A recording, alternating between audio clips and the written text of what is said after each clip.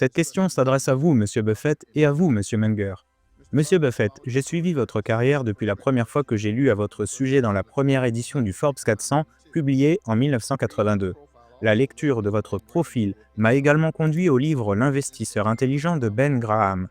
Depuis ce temps, j'ai suivi non seulement votre carrière, mais aussi celle d'autres investisseurs à succès tels que Walter Schloss, Bill Ruan, Richard Rainwater, Robert Bass et Edward Lampard. En suivant vos carrières et celles de ces autres investisseurs très prospères, j'ai pu observer et je suis fermement convaincu que, malgré leur intelligence évidente et le fait que certains d'entre eux aient fréquenté certaines des meilleures écoles du pays, aucun de ces individus, vous y compris, n'était un grand investisseur à la naissance. Chacun d'entre eux, y compris vous-même, a appris à devenir un grand investisseur. Graham a appris de son expérience. Vous, Bill Ruan, Walter Schloss, avez appris de Graham. Richard Rainwater a appris de vous, Phil Fisher et Charlie Allen. Et en lisant Graham, Robert Bass et Edward Lampard ont appris de Richard Rainwater. Et très probablement aussi en lisant Graham et Fisher.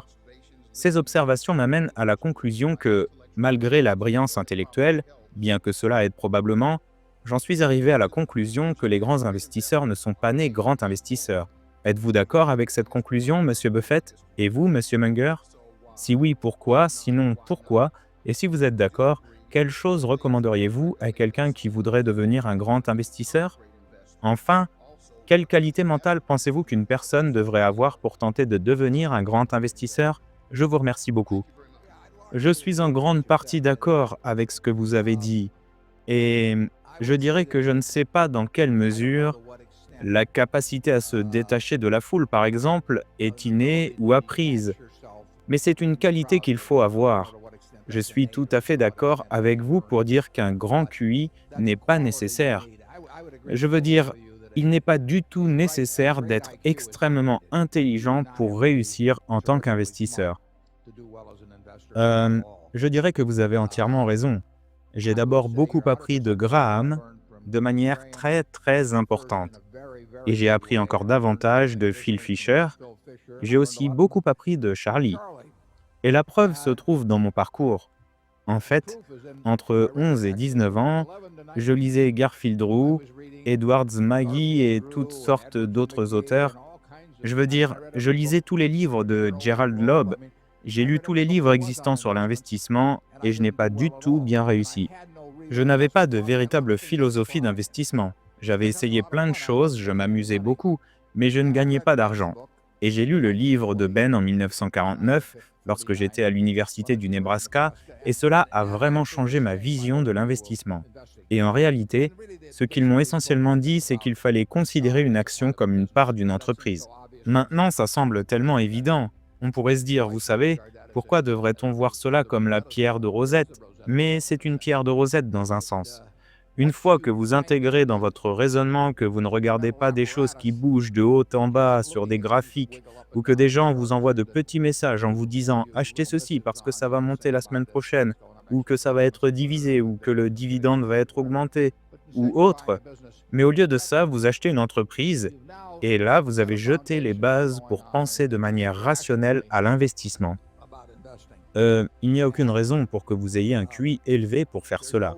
Il n'y a aucune raison pour que vous deviez être né d'une certaine manière. Je pense effectivement qu'il y a certains aspects du tempérament qui peuvent être innés. Ils peuvent aussi être appris ou être intensifiés par l'expérience au fil du temps, partiellement innés, mais ensuite renforcés de diverses manières par l'expérience de la vie. Mais c'est extrêmement important, je veux dire, vous devez être réaliste. Vous devez définir avec précision votre cercle de compétences. Vous devez savoir ce que vous ne savez pas et ne pas vous laisser tenter par cela. Vous ne pouvez pas être. Vous devez avoir un intérêt pour l'argent, je pense. Sinon, vous ne serez pas bon en investissement. Mais je pense que si vous êtes très avide, ce sera une catastrophe, car cela va l'emporter sur la rationalité.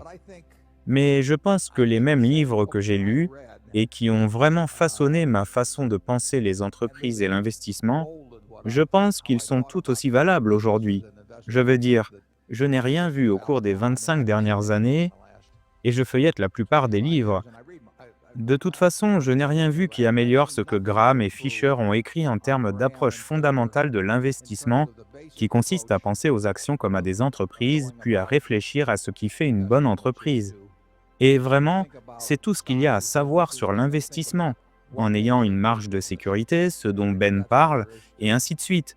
Ce n'est pas un processus compliqué, mais cela nécessite définitivement de la discipline. Cela nécessite de vous isoler de l'opinion populaire. Vous ne pouvez tout simplement pas y prêter attention. Cela ne signifie rien. L'idée d'écouter beaucoup de gens vous dire des choses, c'est juste une perte de temps. Et vous savez, vous feriez mieux de vous asseoir et de réfléchir un peu. Je veux dire, il n'y avait pas de rapport d'analyste sur les fabricants de cadres sur mesure, vous savez, ça n'existait tout simplement pas. Et de toute façon, ces rapports n'auraient pas été utiles. Vous devez réfléchir, mais vous devez réfléchir en termes de caractéristiques des entreprises et de ce qu'elles peuvent gagner sur le capital investi et ce genre de choses. Euh, je me contenterai de lire, vous savez, je lirai les livres de Graham et de Phil Fisher, puis je lirai beaucoup de rapports annuels. Je réfléchirai aux entreprises et j'essaierai de déterminer quelles entreprises je comprends et lesquelles je ne comprends pas. Et vous n'avez pas à toutes les comprendre. Oubliez simplement celles que vous ne comprenez pas. Charlie? Oui, à un niveau plus profond de généralité, si vous avez un intérêt passionné pour comprendre pourquoi les choses se passent, vous cherchez toujours à comprendre le monde en vous demandant pourquoi cela se produit ou pourquoi cela ne se produit pas, euh, cet état d'esprit, conservé sur de longues périodes, améliore progressivement votre capacité à faire face à la réalité. Euh, et si vous n'avez pas cet état d'esprit, je pense que vous êtes probablement destiné à l'échec, même si vous avez un QI relativement élevé. Oui, je dirais que nous avons vu relativement peu de corrélation entre les résultats d'investissement et le QI. Je veux dire, non pas qu'il y ait une multitude de gens avec un QI de 80 qui réussissent brillamment, mais il y a toutes sortes de gens avec des QI élevés qui n'arrivent nulle part. Et il est probablement, d'une certaine manière, plus intéressant de se pencher sur les raisons pour lesquelles les gens avec un QI élevé échouent, et ensuite éliminer ces facteurs pour voir si vous pouvez les supprimer en vous-même, euh, et ne laisser qu'un résidu qui fonctionne. Parce que, vous savez, c'est comme Charlie le dit toujours, tout ce que je veux savoir, c'est où je vais mourir pour ne jamais y aller. Oui, c'est ça. Si vous étudiez les personnes qui échouent financièrement, vous savez, avec des QI élevés, et vous vous demandez pourquoi elles échouent, vous verrez certains traits de caractère évidents qui sont présents dans la plupart des cas. Et vous devez vous assurer que soit vous ne les possédez pas, soit, si vous les possédez, vous pouvez vous en débarrasser ou les contrôler d'une manière ou d'une autre.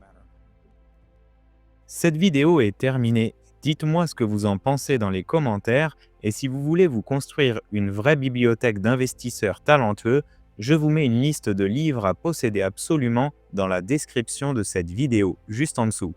Avant de partir, n'oubliez pas de vous abonner pour ne pas rater les prochaines vidéos. À bientôt!